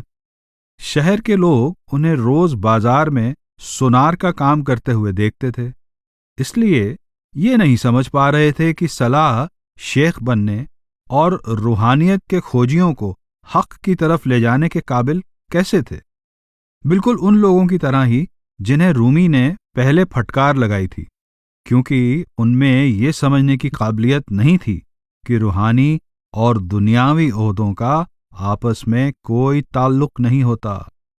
रूमी सलाह अल दीन की तरफदारी करते थे, इसके बावजूद उनके शागिर्दों ने वैसी ही मुश्किलें खड़ी की जैसी उन्होंने शम्स के साथ की थीं, और जिस बात ने सुल्तान वलद को दोनों के बीच तुलना करने के लिए उकसाया। वे हमें बताते हैं कि यह दुश्मनी इतनी बढ़ गई कि उनमें से कुछ लोगों ने सलाह को मार डालने तक की साजिश कर ली। जब सलाह तक ये बात पहुंची तो वे हंसे और बोले, खुदा के हुक्म के बिना एक पत्ता भी नहीं हिलता। अगर वह हुक्म देता है तो उसे मानना चाहिए। भले ही वे मुझे मारना चाहते हैं, लेकिन मैं उनके बारे में सिर्फ अच्छा ही बोलूंगा। फिर उन्होंने कहा, वे जलते हैं क्योंकि मौलाना ने मुझे चुना। वे यानी रूमी मुझ में मुझे नहीं खुद को देखते हैं, वे खुद को कैसे ना चुने। जब रूमी तक यह खबर पहुंची तो उन्होंने उन शागिर्दों को बाहर निकाल दिया, लेकिन शागिर्दों ने एक बार फिर अपने किए पर पछतावा जाहिर किया और रूमी और सलाह ने उन्हें माफ कर दिया। रूमी की रहमदिली और माफ करने की आदत ने इस तरह के खतरनाक लोगों के दल को भी अपने दायरे में ले लिया, जिन्होंने पछतावा तभी जाहिर किया जब उन्हें पूरी तरह से रूमी की सोहबत से महरूम कर दिया गया। इन धमकियों के हट जाने के बाद सलाह अपना फर्ज निभाते रहे और रूमी के परिवार के लिए रूहानी सलाहकार भी बन गए। रूमी ने सलाह की बेटी फातिमे खातून को पढ़ना लिखना सिखाया था। उसने करीब सन 1250 में रूमी के बेटे सुल्तान वलद से शादी कर ली और इस तरह से सलाह सुल्तान वलद के ससुर भी बन गए। रूमी खुले आम सलाह की तारीफ करते थे और उसके सामने इस हद तक बाअदबी और आजीजी से पेश आते थे कि सलाह शर्मिंदा हो जाते थे। इस गजल में रूमी सलाह के लिए अपनी मोहब्बत बिना हिचकिचाए जाहिर करते हैं। तुम्हारे आखिरी वक्त में तुम्हारी फरियाद सुनने वाला कोई न होगा, सिर्फ सलाह अल दीन, सलाह अल दीन, बस वही। गर उसके राज के राज से वाकिफ हो तो खामोश रहना, वह राज किसी से न कहना। एक बार जब रूमी सुनारों के बाजार से गुजर रहे थे तो सोने पर पड़ रही हथौड़ी की मार की आवाज सुन रूमी ने समाह करना शुरू कर दिया। यह देखकर रूमी की खुशी के लिए सलाह ने अपने कारीगरों को सोने पर हथौड़ी की मार को जारी रखने का हुक्म दिया। तब रूमी ने यह कलाम फरमाया, उस सुनार की दुकान में एक खजाना जाहिर हुआ।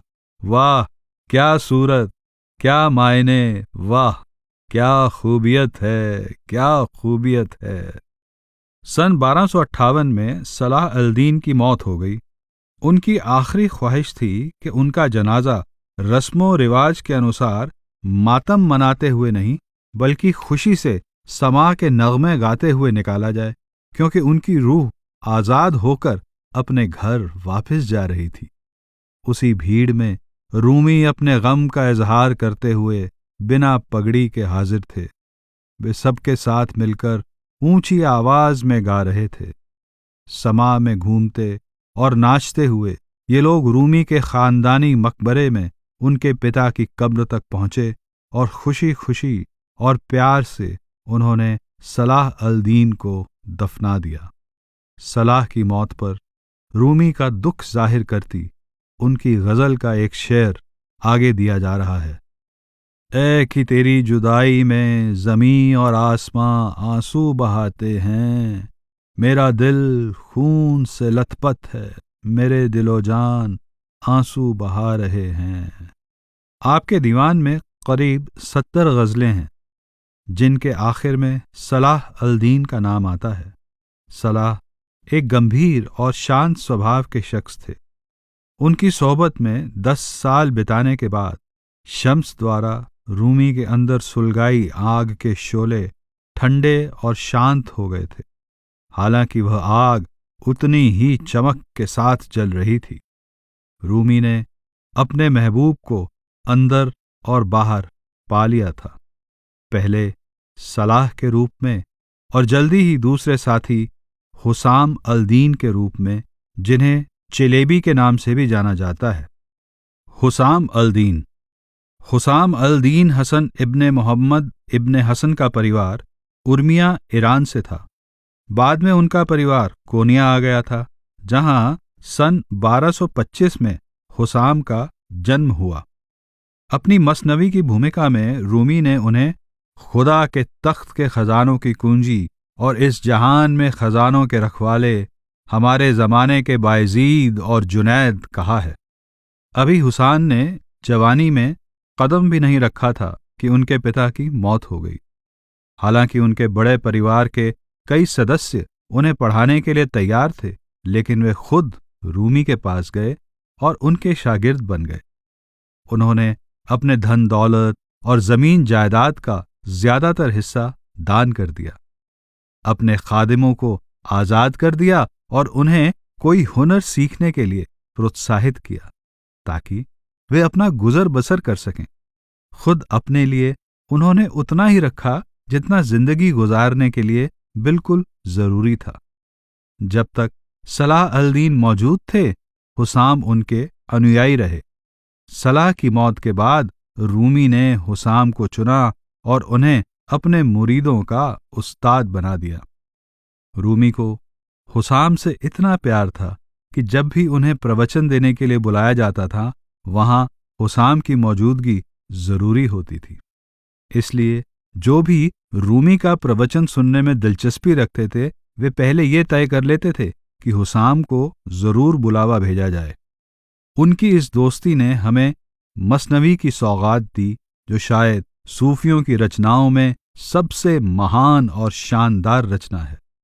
एक प्रसंग में आता है कि जब हुसाम ने देखा कि रूमी के शागिर्दों के पास रूमी का दीवान होने के बावजूद वे सनाई और अत्तर जैसे महान सूफी शायरों की रचनाएं पढ़ा करते थे, तब हुसाम ने रूमी से ऐसी किताब लिखने के लिए कहा जिसका अंदाज सनाई की हदीकत अल हकीकत या वॉल्ड गार्डन ऑफ ट्रूथ या अत्तर की मकामाते तय्यूर या कॉन्फ्रेंस ऑफ द बर्ड्स जैसा हो। उसी पल रूमी ने अपने सर की पगड़ी की तह में से मसनवी के पहले 18 शेर निकालकर हुसाम को दिए, ये कहते हुए, मैं कलाम कहूंगा, तुम उन्हें लिखित रूप दोगे। इस तरह से रूमी मसनवी के कलाम कहते और हुसाम अल दीन उन्हें लिखकर रूमी की मंजूरी के लिए उसी वक्त उन्हें गाकर सुनाते। मसनवी की 6 किताबों में हुसाम को रूमी का प्रेरणा स्रोत कहा गया है। सालों की उथल पुथल के दौरान, जो न केवल सियासती थी बल्कि हुसाम की बीवी के गुजर जाने की वजह से निजी भी थी, उन्होंने और रूमी ने सालों तक बेइंतहा मेहनत करके कलाम की रचना की और उन्हें लिखकर मसनवी का रूप दिया। मसनवी में दर्ज कलाम से इस बात का पता भी चलता है कि कभी कभी तो दोनों रात भर काम करते रहते, जो सुबह होने तक भी चलता रहता था। सिपा सालार हमें एक किस्सा सुनाते हैं जो हुसाम के लिए रूमी की मोहब्बत के बारे में बताता है। रूमी कई बार हुसाम के घर पर रात बिताते थे।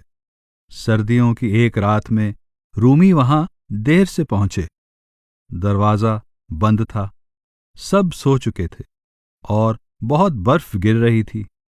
किसी को परेशान न करने के ख्याल से रूमी ना तो अपने घर वापस गए और ना ही हुसाम के घर का दरवाजा खटखटाया। वे बाहर खड़े रहे और बर्फ उनके सर पर गिरती रही। सुबह होने पर जब नौकर ने दरवाजा खोला तो उसने देखा कि रूमी बर्फ से ढके हुए बाहर खड़े थे। हुसाम बाहर आए और रूमी के पैरों में गिरकर बहुत रोए और बार बार माफी मांगते रहे। रूमी ने उन्हें दिलासा दिया और उनका माथा चूम लिया। मसनवी का पहला भाग खत्म होने के बाद हुसाम की पत्नी की मौत हो गई, जिसके कारण मसनवी को पूरा होने में 2 साल की देर हो गई।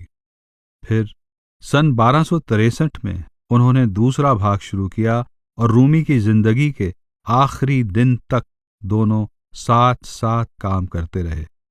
उनका यह साथ 15 साल तक रहा, जिसके दौरान रूमी ने सारे बाहरी रिश्तों और व्यवस्थाओं की बागडोर हुसाम के हाथों सौंप दी। रूमी ने अपनी मौत से पहले हुसाम को अपना जानशीन नियुक्त कर दिया। महबूब के साथ विसाल। सन 1273 के आखिरी समय में रूमी बीमार हो गए और उन्हें ऐसा बुखार चढ़ा जो उनके हकीमों की बहुत कोशिशों के बावजूद भी ठीक नहीं हुआ। जब लोगों तक यह खबर पहुंची, वे उनसे मिलने आने लगे। हुसाम इसे याद करते हुए बताते हैं, एक दिन शेख सद्र अल दीन कुछ बड़े दरवेशों के साथ रूमी से मिलने गए, जो तेज बुखार होने के कारण बहुत बीमार थे। उनके हकीमों ने उनके ठीक होने की आशा छोड़ दी थी। मौलाना को इस हालत में देखकर सद्र अल दीन बहुत उदास हो गए और बोले, खुदा आपको सेहत बख्शे, आप इस दुनिया के लोगों की जान हैं और इसलिए पूरी तरह सेहतमंद होने के अधिकारी हैं। रूमी ने कहा, खुदा आपको सेहत बख्शे, ये अब आप पर लागू होता है। असल में आशिक यानी मेरे और माशूक के बीच सिर्फ एक नज़्मों का लिबास बचा है। क्या आप नहीं चाहेंगे कि यह लिबास भी हटा दिया जाए ताकि नूर नूर में समा सके? फिर रूमी ने यह गज़ल कही, चाहे तुम्हारा लिबास शूश्तर के बेहतरीन रेशम से क्यों ना बना हो, आशिकी में बगैर लिबास के बगलगीर होना कहीं ज्यादा खुशगवार होता है। अपने जिस्म से और फिक्र से आज़ाद हो गया हूं मैं, मुकम्मल वस्ल में टहल रहा हूं मैं। शेख सद्र अल दीन और उनके साथी वहां से आंसू बहाते हुए चले गए और रूमी के सभी मुरीदों ने रोना शुरू कर दिया। फिर रूमी ने यह गज़ल फरमाई, तुम क्या जानो कि मेरे अंदर कैसा शाह मेरा हमनशी है। हफ्तों और महीनों तक बीमारी के दौरान रूमी के कलाम की रचना में मौत से रिहाई की भरपूर खुशी झलकती है, जो आखिरकार खुदा से जुदाई को खत्म कर देगी। आप अपनी मौत का जिक्र सुहाग रात कहकर करते थे, क्योंकि तब आपका अपने महबूब से विसाल हो जाएगा। अपनी मृत्यु शैया पर अपने आंसू बहाते बेटे को संबोधित करके उन्होंने यह गजल कही, जब मेरे दर्द का इलाज सिर्फ मौत है तो उसे मेरी तड़प का इलाज करने को कैसे कहूं। कल रात मैंने सपने में एक बुजुर्ग को देखा इश्क की गली में। उसने मुझे हाथ से इशारा किया, मानो कह रहा हो मेरे पास आ जा। 17 दिसंबर सन 1273 की शाम के वक्त जब सूरज डूब रहा था, 66 साल की उम्र में रूमी इस दुनिया को हमेशा के लिए छोड़कर चले गए। सारा शहर, जिसमें यहूदी और ईसाई भी थे, उनके जनाजे में शामिल हुआ।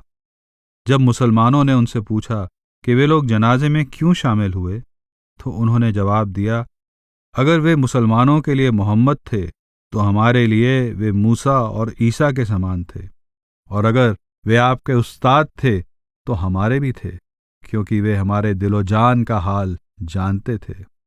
सुल्तान वलद कहते हैं, उस दिन इंसानियत की आंख फूट फूट कर रोई, बिजली गिरी और रूहों को जला गई। उस पल जमीन कांप उठी, आसमानों में एक दर्द भरी आह उठी। लेकिन रूमी कहते हैं, जिस दिन तुम मेरा जनाजा उठते देखो, ये ना सोच लेना कि मैं तकलीफ में हूं। इस दुनिया को याद कर रहा हूं, मेरे लिए आंसू न बहाना, हाय हाय न कहना, क्योंकि अफसोस तो तब है जब शैतान के फंदे में फंस गए हों।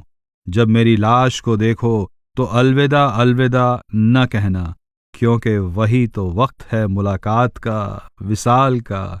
जब मुझे कब्र में दफनाओ तो खुदा हाफिज न कहना, कि कब्र तो जन्नत के सुकून पर एक पर्दा है। जब डूबते देखो तो उगते भी देखो। सूरज और चांद के लिए डूबना एक रुकावट कैसे हो सकता है? ऐसा कौन सा बीज है जो जमीन में जाकर उग न सका हो? फिर इंसान के बीज के बारे में यह सोच क्यों? तुम्हें ऐसा लगता है कि मैं जमीन के नीचे चला गया, लेकिन सातों आसमान मेरे पांव के नीचे होंगे। रूमी को उनके खानदान के मकबरे में उनके पिता की कब्र के पास दफनाया गया और उनका मातम 40 रोज तक चला। रूहानियत का घराना जो शम्से तबरीजी से शुरू होकर रूमी तक आया, आगे हुसाम अल-दीन और फिर रूमी के बेटे तक चला। मेव लेवी यानी मौलवी मत, जिसकी बुनियाद रूमी की नसीहतें हैं, आज भी चल रहा है और फल फूल रहा है। अपनी जिंदगी के आखिरी 25 सालों में रूमी लगातार रूहानी इल्म और रूहानी अभ्यास के बारे में लिखते रहे। उनकी इस लगन ने हमारे लिए 5 महान दस्तावेज तैयार किए हैं: मकतूबात, मजालिस-ए-सबह, फिह-ए-माहिफ, दीवान-ए-शम्स तबरीजी और मसनवी।